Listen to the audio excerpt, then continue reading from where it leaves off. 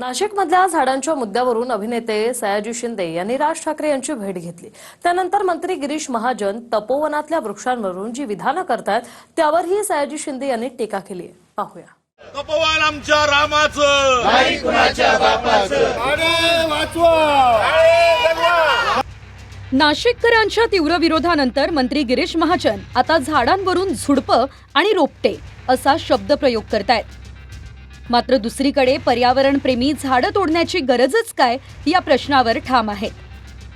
अभिनेते आणि पर्यावरणप्रेमी सयाजी शिंदेंनी राज ठाकरे यांची भेट घेत ऐतिहासिक तपोवनातल्या वृक्षतोडीबद्दल चर्चा केली आणि मंत्री गिरीश महाजन यांच्या दाव्यावर सवालही केले। आणि बघता बघता तुम्हाला महिनाभरामध्ये असेल की लोक बघायला येतील की बापरे हे असं काय झालं नाशिकमध्ये, इतके चांगले वृक्षरोपण आपण या ठिकाणी करू। वाईटात वाईट झालं ते 300 झाडं त्यातले वाया जातील, समजा प्लॅन केले तर येणार नाही किंवा काय होईल, पण जर त्याच्या बदल्यामध्ये आम्ही जर 15,000 झाडं लावतो तर हा केवढा मोठा विषय आहे। मला थोडं समजून घ्या शासनाची भूमिका। आमच्याकडे हे आपलं शहर आहे, आपल्या सगळ्यांना मिळून हे करायचं आहे। नाही हो, गिरीश महाजन समजत नाही हो त्यांना की हे असं नाही करायला पाहिजे हो। अशी एकदम हैदराबादला कशाला झाडं आणायला जायला पाहिजे? महाराष्ट्रात काही फॉरेस्ट डिपार्टमेंट नाही? महाराष्ट्राच्या फॉरेस्ट डिपार्टमेंटला माझा सवाल आहे की तुम्ही अशी मोठी झाडं आपण का नाही तयार करत? आपल्याकडे काय जागा नाहीत का? आपल्याकडे रोपं नाहीत का? माणसं नाहीत का? पैसे नाहीत? काय नाही?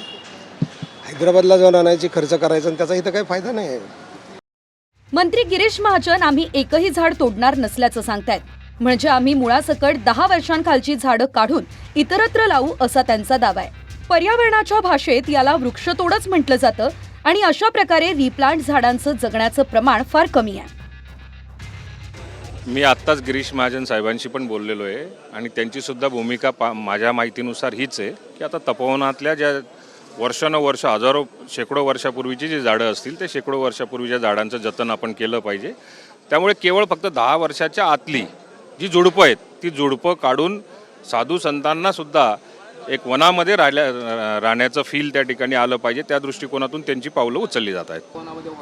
अहो, गवत असो, झुडपं असो, वेली असते, ही झाडाचेच प्रकार आहेत ना। ते म्हणजे काय फालतू आहे तर हे म्हणजे काय? त्याच्यावर तर आपण जगतो ना।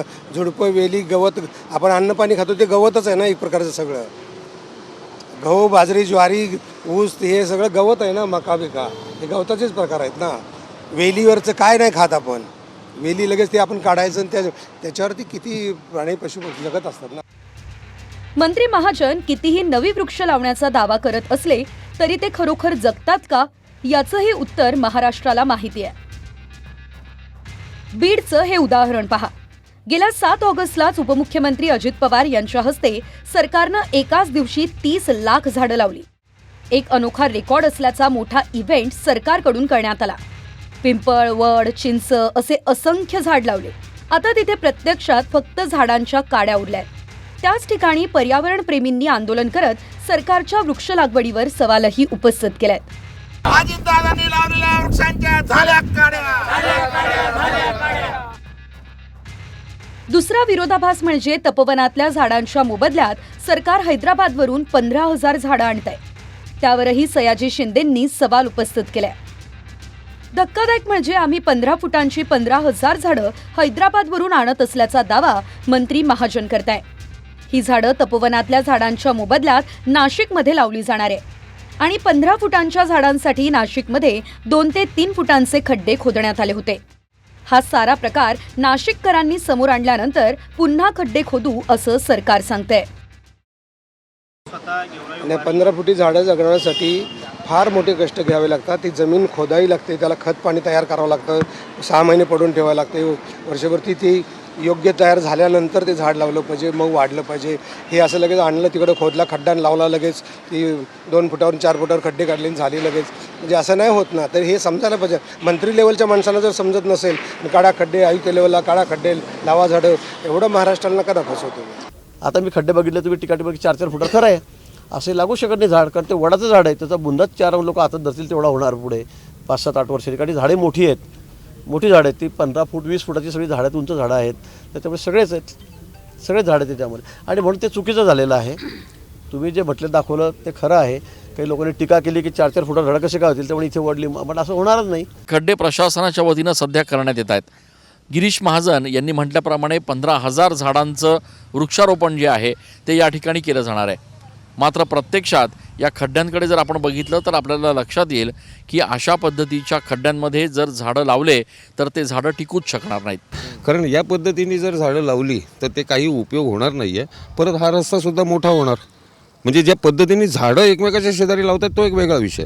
नंतर उद्या परत आपल्याला हा रस्ता सुलावाईंसारखे लोक वगैरे जर म्हटले की आम्हाला रस्ता मोठा करून पाहिजे तर परत हे पुनर्रोपण म्हणजे पुनर्रोपण हे ॲक्च्युली लायसन्स टू किल आहे. खरं सांगायचं म्हटलं तर पुनर्रोपणाचं आपलं सगळं रेशो माहिती आहे, किती झाडं जगतात काय होतं. परंतु हे सगळं जे चाललं आहे ना हे अतिशय चिंताजनक आहे साहेब. दुसरी गोष्ट म्हणजे जर तपोवनात झाडं कापायची नव्हती तर पालिकेने खासगी कंपनीला तपोवनात सेंटर बनवण्याचं टेंडर कसं काय काढलं? त्यावर सरकार आणि पालिका इतके दिवस गप्प का होती असाही प्रश्न नाशिककर विचारताय. याआधी सरकार समर्थक काहींनी तपोवनमधल्या वृक्षतोडीला विरोध करणाऱ्यांवर हिंदू विरोधी म्हणून टीका केली. त्यानंतर मंत्री गिरीश महाजनांनी बहुसंख्य विदेशी प्रजातीची झाडं तोडणार असल्याचं सांगत झाडांमध्ये देशी विदेशी मुद्दा आणला. नंतर नितेश राणेंनी ईदला कापल्या जाणाऱ्या बकरीवर का बोलत नाही असं म्हणत झाडांमध्ये हिंदू मुस्लिम हा अँगल सोडला.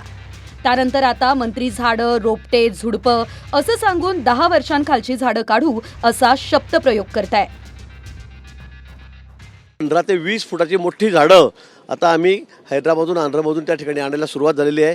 मी स्वतः परवासुद्धा त्या ठिकाणी जाऊन आलो.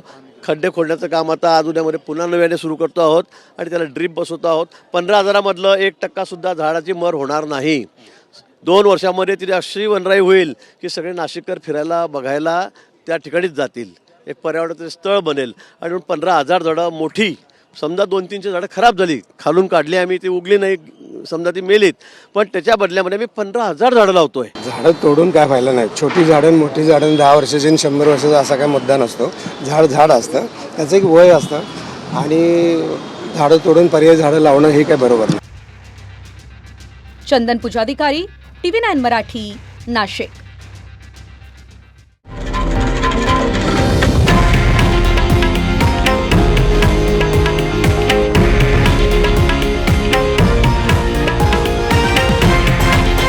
हे आहे देशातील नंबर 1 न्यूज नेटवर्क आणि आपण पाहत आहात TV9 मराठी, एकमेव.